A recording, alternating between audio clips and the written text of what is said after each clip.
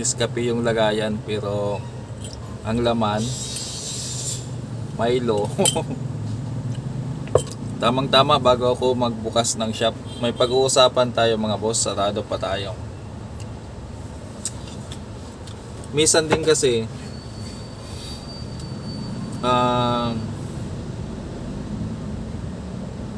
siguro lahat naman siguro dumaan ng pagiging immature o nagiging arrogante minsan. Merong hindi namamalayan yung sarili nila, nagiging mapagmataas na. So dito sa mundo ng repair, sa electronics repair, may mga naka-encounter talaga o personal experience ng gano'n. Ako din dati nung nagsisimula pa ako, nakaranas din ako ng gano'n. Kasi mga boss, habang tumatanda tayo, lumalawak yung kaalaman natin, mas nagiging humble tayo. Siguro minsan hindi ko rin napapansin ako, pero pag naalala ko, at minsan mga nako-call out din ako, naalala ko parang sumobra nga ako, parang gano'n minsan.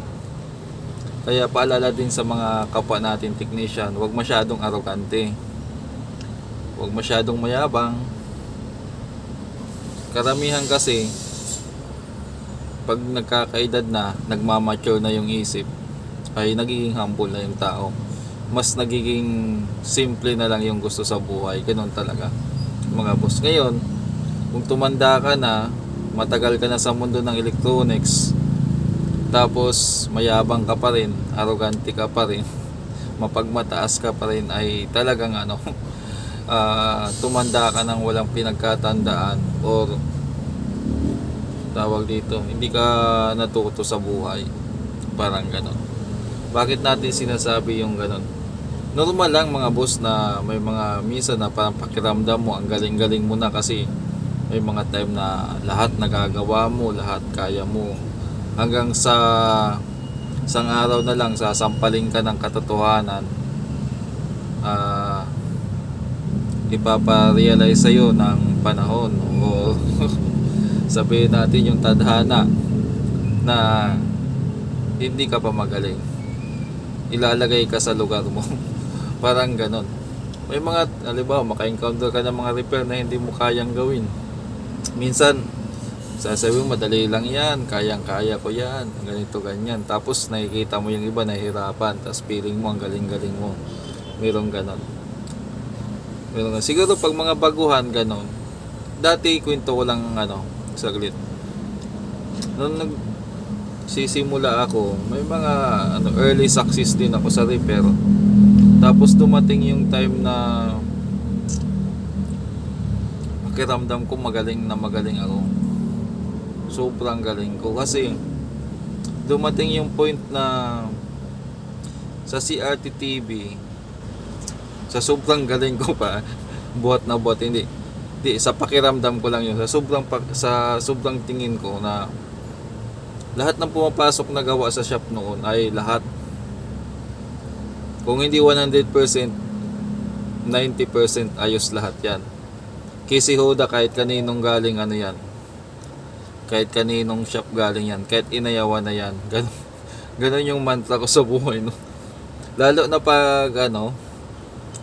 pag halimbawa sinabi ng customer, galing na to ng nakalimang shop na to, hindi makuha yung sira, lalo kung gaganahan yan. Kumbaga parang alam mo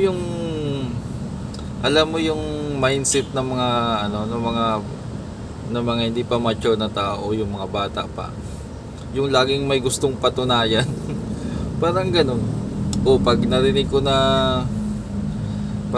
ko na kailangan magawa ko to, kasi tawag dito, pag nagawa ko to, pakiramdam ko mas magaling ako sa technician doon. Parang ganon. So time na yun, may hindi pa ako na-realize. Actually, totoo, yung mga dinadala nilang gawa dito sa shop noon, hindi pa ito yung shop ko. Nagagawa ko talaga, napapagana ko. So pag napapagana ko, iniisip ko, hindi kaya niya, hindi mahina yung technician na yun. Kasi ito, magsasabi customer, pag nagawa, buti pa sa'yo kuya na pagana mo, saglit lang na pagana mo, nagawa mo. Ah, doon hindi nagawa ganito ganyan. So nung time na yon, may hindi pa ako nare-realize, may hindi pa ako. Sabi ko, minsan proud na proud pa ako pag halimbawa may ginawa akong TV galing sa malalaking shop, hindi nagawa, tapos dinala sa paggawaan ko sa shop ko mismo, nagawa ko. Talagang sobrang proud ako, papagana ko, oh, ang galing ko. Sa loob-loob ko lang that time. Talagang pag naalala ko, natatawa na lang ako. So mayroong mga ganon na instance, pero nitong tumagal na, nagkapamilya, naghahanap buhay, nagtatrabaho na para sa hanap buhay, may na-realize ako na isang malaki. Kumbaga, napagtanto ko bakit may mga shop na may mga repair minsan na hindi siya mahirap talaga ang sira. Bakit nila inaayawan? Unang-una, barat yung customer. Pangalawa, mas may gawa sila na mas madali lang din at mas malaking kikitain. Pangatlo, ayaw nila ng hassle. Ganon. Ako dati kasi, magawa ko lang kahit magkano ang labor, okay na. Sa TV dati, kahit 250 lang yung labor, okay na ako. O kahit hindi umabot sang libo yung gastos, minsan kung mga kahoy pa yung pyesa, hindi ko na minsan kina-charge yan. So kaya tuwang-tuwa sa akin dati yung customer. So okay lang yun kung wala kang pamilyang binubuhay. Hindi ko pa na-realize yun, kasi laging sinasabi sa akin ng mga customer ko dati, buti pa dito sa'yo kuya, mura lang yung singilan mo. Mura lang. Doon sa shop na dihalan ko dati, ganito singilan. Minsan kasi halimbawa, bigyan ko kayo ng sample, sisingilin sa shop, sa ibang shop ng 1.5. Pag dinala sa akin, minsan 700 lang, halos kalahati na yung ano. Nang time na yon, hindi ko pa na-realize na pag may pamilya kang binubuhay, may binabayaran kang permit, may pinapasahod kang tao, kailangan sumingil ka ng tama. So ang mindset ko noon, overpriced sila. Pero nung tumagal na ako sa pag-repair, doon ko na-realize na sakto lang yung repair nila. At hindi mo kailangan may patunayan ka.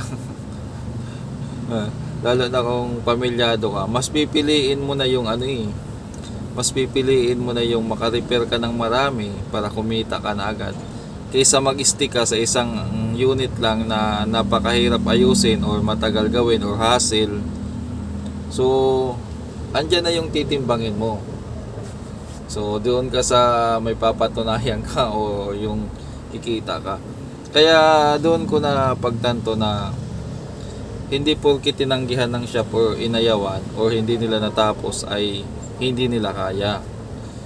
Sa madaling sabi, nataon lang na mayroong mas madaling repair at mas madaling kita, or mayroong mas magaan lang i-repair pero mas malaking kita over doon sa ano.